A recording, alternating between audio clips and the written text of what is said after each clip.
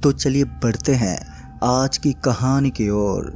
दोस्तों, एमपी के गंगापुर में एक और प्रेत बाधित मंदिर है जिसे सबसे विचित्र मंदिरों में गिना जाता है। लोगों का मानना है कि दत्तात्रेय मंदिर में आकर उन्हें महसूस होता है कि उनके शरीर पर किसी ने कब्जा कर लिया है। कुछ लोग ऐसे भी हैं जो इस मंदिर के अनोखे किस्से और कहानियां सुनाते हैं। इन्हीं से जुड़ा हुआ एक किस्सा आज हम आपके लिए लेकर आए हैं जो बड़े बड़े लोगों को डरा कर रखते। दोस्तों, कहते हैं जब एक नॉर्मल इंसान के सामने उसकी मौत खड़ी होती है तो वो चाहकर भी कुछ नहीं कर सकता। उसकी जिंदगी मानो खत्म सी हो जाती है और उसका जीवन चक्र रुक जाता है। नमस्कार दोस्तों, मेरा नाम रामपाल है। वैसे तो मैं इस इलाके का एक नया कैंडिडेट हुआ करता था, लेकिन इन दिनों मैंने यहाँ पर एक महीना बिता दिया था, जिस वजह से मुझे ऐसा लगने लगा था जैसे कि मैं यहाँ की सारी चीज़ों के बारे में जान चुका हूँ। कुछ लोगों ने बताया कि उस इलाके में एक मंदिर के अंदर भूत रहते हैं। मैं उनकी बातों को सुनकर हंसने लगा था, क्योंकि आज तक मैंने अपनी ज़िंदगी में भूत प्रेत की काफ़ी सारी कहानियाँ सुनी थी और काफ़ी सारे ऐसे किस्से सुने थे। लेकिन जब मैंने उन लोगों के मुँह से ये बातें सुनी कि किसी मंदिर के अंदर भूत रहता है तो मेरी हंसी निकल गई और मैं थोड़ा ज़ोर ज़ोर से ठाके मारकर हंसने लगा, क्योंकि उस रात मैं अपने ही कुछ चुनिंदा दोस्तों के साथ दुकान पर बैठा हुआ था और उनकी जब मैंने ये बातें सुनी थी तो मुझे काफ़ी हंसी आ गई। मेरी हंसी को देखकर वो लोग मुझे बड़ी ही अजीब नज़रों से देखने लगे थे। पता नहीं क्यों, लेकिन उनकी इस हरकत से ऐसा लग रहा था जैसे कि मैंने बेफालतू में ही हंस दिया था। तभी उनमें से एक आदमी ने कहा, अरे भाई साहब, देखो तुम्हें हमारी बात पर विश्वास नहीं होगा, हम ये बात अच्छे से जानते हैं, इसलिए एक बार तुम्हें उस मंदिर के अंदर जाकर देखना चाहिए कि हम इस तरह की बात क्यों बोल रहे हैं। दोस्तों, वैसे तो वो मंदिर दिन में खुला हुआ रहता है, लेकिन जैसे शाम के 7:30 बजने को आते हैं तो उसके बाद उस मंदिर के अंदर जाना मतलब कि अपनी मौत को आमंत्रण देने जैसा होता है। एक बार के लिए तो मेरा मन हो गया था कि मैं अभी और इसी वक्त उस इलाके में जाकर इन लोगों को ये साबित कर दूं कि जिस तरह की बातें ये लोग बना रहे थे वैसा कुछ नहीं होता। लेकिन उस वक्त मुझे ऑफिस का कुछ ज़रूरी काम था, इसलिए मैंने सोचा कि मैं इनको फिर कभी एहसास करवा दूंगा कि मंदिर के अंदर भूत जैसा कुछ नहीं हो सकता। फिर दूसरे ही दिन जब मैं फिर से ऑफिस के लिए निकल रहा था तो फिर से मेरी मुलाकात मदन से हो गई। दरअसल मदन वही आदमी था जिसने रात को मुझे उस मंदिर के बारे में ये बताया था कि उस मंदिर के अंदर भूत रहते हैं। जैसे मैंने मदन को देखा तो मुझे वही बात याद आ गई और उसके बाद मैंने मदन के सामने वही बात दोहराते हुए कहा, भाई देखना, आज रात को मैं उसी मंदिर में जाने वाला हूँ और आज तो मैं वहाँ से कुछ फ़ोटो भी क्लिक करके आऊँगा। दोस्तों, कभी कभी हमारे दिमाग में कुछ ऐसा होता है, जब हम किसी चीज़ से चिढ़ जाते हैं तो फिर हमें उस बारे में बहुत ही ज़्यादा बुरा लगता है और फिर उसके बाद हम उस काम को अंजाम देकर अपने आप को निडर साबित करने की कोशिश करते हैं। और इस वक्त मेरा भी कुछ इस तरह का ही हाल था। मैं अपने आप को निडर साबित करने के लिए कुछ भी कर सकता था।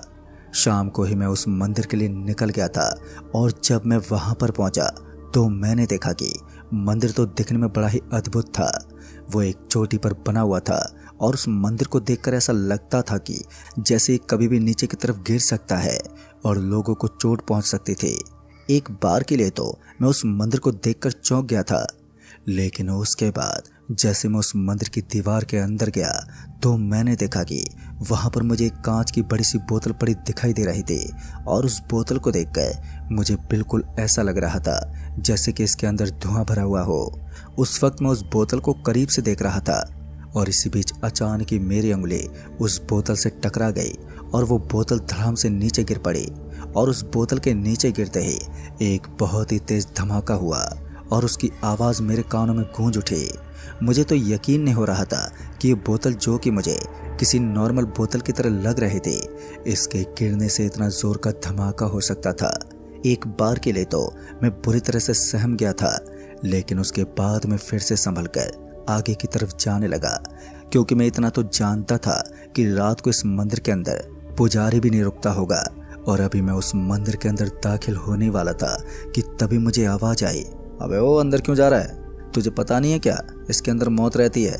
ये आवाज़ तो आ रही थी, लेकिन मुझे वहाँ आजू बाजू में कोई भी दिखाई नहीं दे रहा था, इसलिए मैं थोड़ा डर गया था और उसके बाद मैंने इधर उधर देखा, लेकिन फिर भी मुझे वहाँ पर पसरा हुआ गहरा सन्नाटा महसूस हो रहा था। उसके बाद मुझे पत्ते कुचलने की कुछ आवाज़ें आने लगी। इसका मतलब था कि ज़रूर यहाँ आजू बाजू में कोई तो था। फिर मैं जैसे ही पीछे घूमा तो मैंने देखा कि सफ़ेद रंग के कपड़े पहने एक लंबा चौड़ा आदमी मेरे पीछे खड़ा था और उसके हाथ में वही कांच की बोतल थी जो मेरे हाथ से टकराकर नीचे गिर गई थी और उसके टूटते एक धमाका हुआ था। दोस्तों, उस आदमी के चेहरे के जो हाव भाव थे वो मुझे थोड़े डरावने लग रहे थे। इसलिए मैंने उस आदमी से अपनी कांपती जुबान में पूछा, कौन हो तुम? मेरी आवाज़ को सुनकर उसने कहा, मेरा इंट्रोडक्शन लेने से पहले तुम्हें यहाँ से निकल जाना चाहिए, वरना तुम्हारी मौत हो सकती है। उसकी ये बात सुनकर मैं थोड़ा गुस्से में आ गया। वो क्या था कि मुझे थोड़ा जल्दी गुस्सा आता था, इसलिए मैंने उस आदमी पर चढ़ते हुए कहा, तुझे मेरी नहीं बल्कि खुद की चिंता करनी चाहिए। मैं जानता हूँ कि तू एक चोर है और यहाँ पर चोरी करने आया है। मैंने उसी आदमी पर आरोप लगा दिया था और मेरी बात सुनने के बाद वो हल्का सा मुस्कुराया और फिर तभी अचानक ही मुझे अपनी आँख में जलन महसूस हुई। तेज जलन होने की वजह से मैं अपनी आँख को मसलने लगा और जैसे मैंने अपनी आँखों को मसलने के बाद फिर से दोबारा खोलने की कोशिश की तो इस बार मैंने देखा कि मेरे सामने से अब वो गायब हो चुका था, जो कि कुछ देर पहले मुझे एक डरावनी मुस्कान दे रहा था। उसका इस तरह से गायब हो जाना मुझे बहुत ही अजीब लग रहा था। उसके बाद मैंने सोचा कि अभी यहाँ पर रुकना मेरे लिए बिल्कुल भी ठीक नहीं होगा, इसलिए मैं तुरंत ही वहाँ से निकलना चाहता था। अभी तो मंदिर के अंदर मैंने कदम भी नहीं रखा था और अब मैं जैसे ही मुड़कर वहाँ से निकलने वाला था तो फिर एक बार मुझे वही कांच की बोतल अपने सामने पड़ी हुई नजर आने लगी। इस बार मैं उस बोतल को देखना तक नहीं चाहता था, लेकिन अब मुझे ऐसा लगने लगा था जैसे मेरा शरीर अब मेरे बस में नहीं था और मेरे शरीर को कोई और ही कंट्रोल कर रहा था। सच में उस वक्त मैं बुरी तरह से डरा हुआ था और अब मेरा हाथ लगातार उस बोतल की तरफ बढ़ने लगा और उस बोतल की तरफ जैसे मेरा हाथ बढ़ रहा था तो पता नहीं क्यों लेकिन मुझे बहुत ही खतरा महसूस होने लगा। फिर इसी बीच मुझे बहुत ही तेज और ज़ोरदार सा झटका लगा और झटका लगने की वजह से मैं एकदम से नीचे की तरफ गिरा, मगर मैं उस बोतल से नहीं टकराया था और मैं अपने शरीर को कंट्रोल में करने के लायक हो गया था। फिर दोबारा से मुझे ऐसा लगने लगा जैसे मैंने अपने शरीर पर काबू पा लिया हो और अब मैं काफ़ी नॉर्मल महसूस कर रहा था। पर इस बार मैं थमा नहीं और उसके बाद उठकर मैं तुरंत ही वहाँ से भागने लगा। अब मैं थमा नहीं और उस मंदिर की सीढ़ियों के ऊपर काफ़ी जल्दी से भागने लगा, लेकिन फिर भी मुझे ऐसा लग रहा था जैसे वो कांच की बोतल मेरे पीछे पीछे उन सीढ़ियों की तरफ लगातार लुढ़कती हुई आ रही थी। मुझे अभी भी खौफ महसूस हो रहा था, लेकिन इसी बीच मैं अपनी बाइक के पास पहुंच गया और मेरी बाइक के पास पहुंचने के बाद मेरी जान में जान आई और अब मुझे ऐसा लगा कि सच में मैं जिंदा बच जाऊंगा। और फिर मैं जल्दी से बाइक को लेकर अपने घर लौट गया। मगर किस्सा खत्म नहीं हुआ था। अभी तो डर और खौफ की बस एक शुरुआत थी और अब जो होने वाला था उसके बारे में तो मैंने कभी भी जिंदगी में सोचा तक नहीं था। हालांकि मैंने उस मंदिर की कुछ फ़ोटो ले ली थी, इसलिए मैं अब बड़ी ही बहादुरी के साथ उन सभी को दिखा सकता था। मैं इतना तो जानता था कि आज डर के मारे मेरी जो हालत हुई है शायद उसे मैं अपने दोस्तों के सामने जाहिर नहीं कर सकता, इसलिए मैं उन सभी को इस चीज़ के बारे में बताना नहीं चाहता था कि आज मेरे साथ क्या हुआ। दोस्तों, उसके बाद मैं जब उस दुकान की तरफ से लौटा तो मैंने देखा कि अब मेरे सारे के सारे दोस्त आपस में गुफ्तगू करके वहाँ से चले गए थे। तभी मैंने सोचा कि चलो आज नहीं तो कल मैं उनको ये तस्वीरें दिखा ही दूंगा और उसके बाद ये साबित कर दूंगा कि मैं एक निडर और बहादुर इंसान हूँ।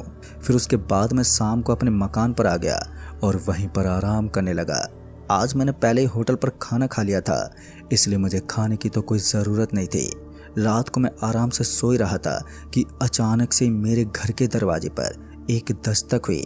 मुझे लगा कि शायद कोई सोसाइटी का बंदा होगा, इसलिए मैं तुरंत ही अपने घर के दरवाजे के पास पहुंचा और दरवाजे को खोल दिया, लेकिन मुझे तो दरवाजे के पास कोई नज़र ही नहीं आ रहा था।